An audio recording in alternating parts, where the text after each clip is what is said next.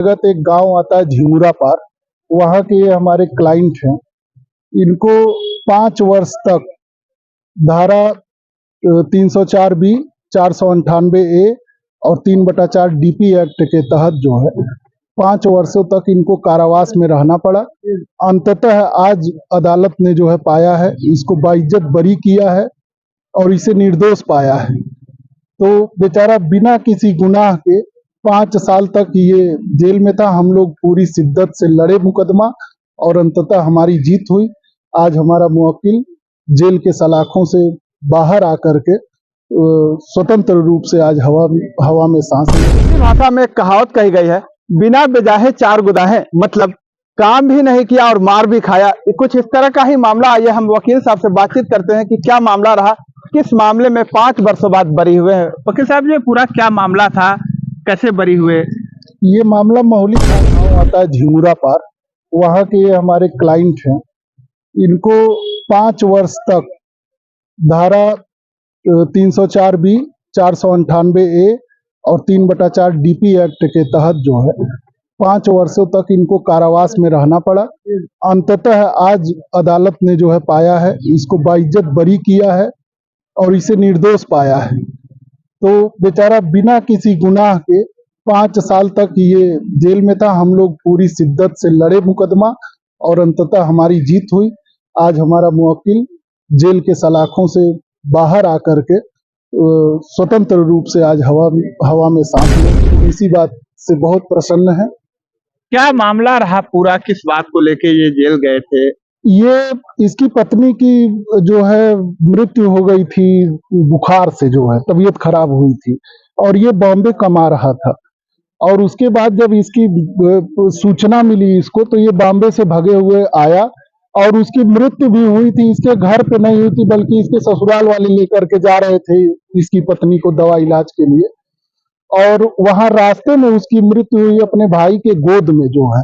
उसके बाद जब वो मर गई तो इसकी बच्ची भी एक पैदा हुई थी और बच्ची को इसके ससुराल वालों ने रख लिया और इसके ऊपर फर्जी जो है दहेज उत्पीड़न का मुकदमा, दहेज हत्या का मुकदमा दर्ज करा दिया इसके पूरे घर वालों पर और इसके ऊपर। सजा काटनी पड़ी थी? ये अकेले थे या ये अकेले जेल की सजा काटे, क्योंकि पुलिस ने इन्वेस्टिगेशन किया, प्राइमा फेसाई पाया जो है कि ये बिल्कुल फेक मामला है और पुलिस ने FIR भी लगाया था उसमें। लेकिन बाद में वो जो है कंप्लेंट ट्रीट करा करके और इसे 304 बी और 498 ए IPC और 3/4 DP एक्ट में तलब करा करके और फर्जी तरीके से इन लोगों ने जेल भिजवा दिया था।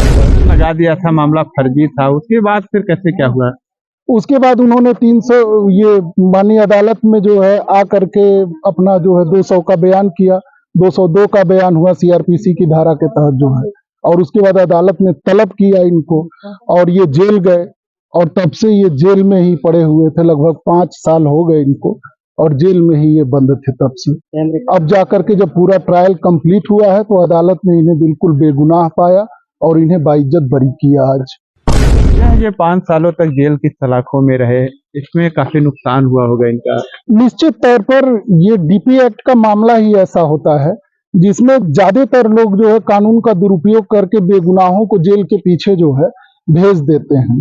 तो हम चाहेंगे आगे हम अदालत में दरखास्त भी करेंगे, अपील भी करेंगे, ताकि जो है इस तरह से कानून का बेजा इस्तेमाल करके किसी बेगुनाह को जो है जेल के पीछे न भेजा जाए। वालों ने इनके फर्जी फंसाया था, ऐसे में क्या ये ससुराल वालों के खिलाफ कुछ स्टैंड कर रहा है?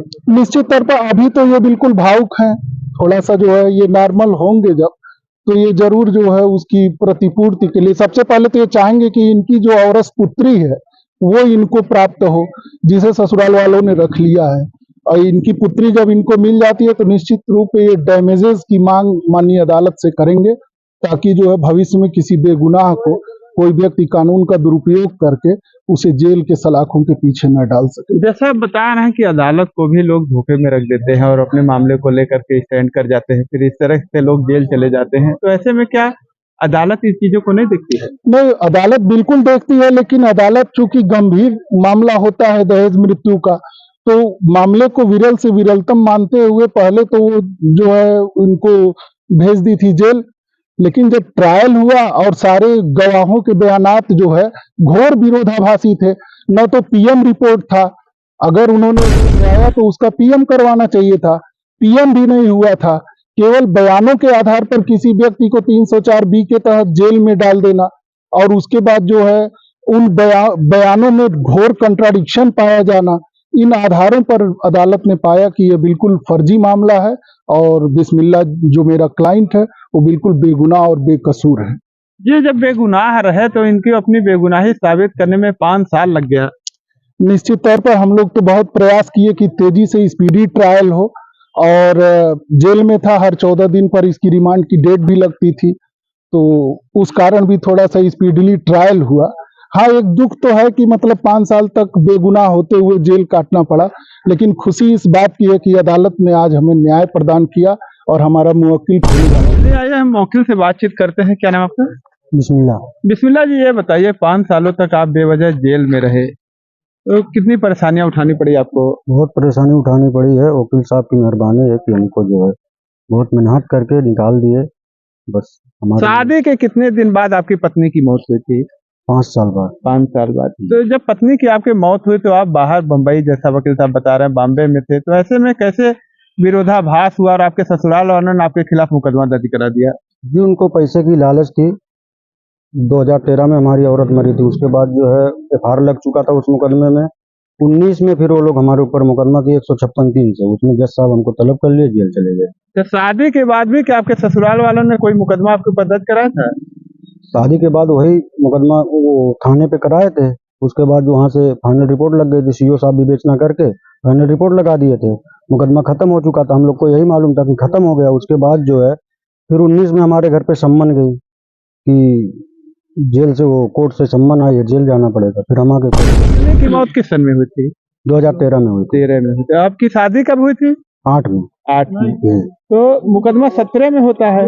19 में किए थे वो लोग। अच्छा, 19 मतलब 19 में तो सम्मन गया है। उसके पहले जो मामला था जिसमें सीओ साहब रिपोर्ट लगा थी, वो क्या था?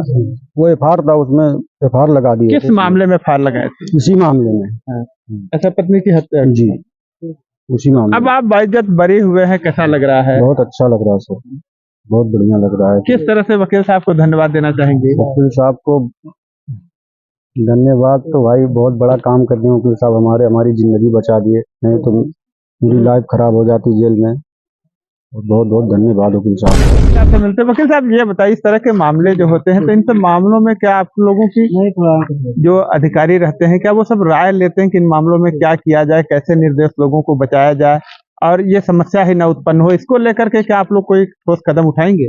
निश्चित तौर पर हम कार्यपालिका और पुलिस प्रशासन से उम्मीद करते हैं कि जो माननीय अदालत का फैसला आया है इससे वो कुछ सीख लेंगे, ताकि किसी भी बेगुनाह के व्यक्ति के विरुद्ध जो है इस तरह की कार्रवाई न होने पाए। चलिए, बहुत बहुत धन्यवाद। अभी आपने देखा कि किस तरह से ये बेगुनाह जो 5 सालों तक जेल के सलाखों के पीछे रहे और 5 साल बाद कोर्ट ने इन्हें बाइज्जत बरी कर दिया है। वीडियो पर कमेंट करके अपनी राय जरूर दें। मिलते हैं फिर आपसे नेक्स्ट वीडियो में, तब तक के लिए नमस्कार।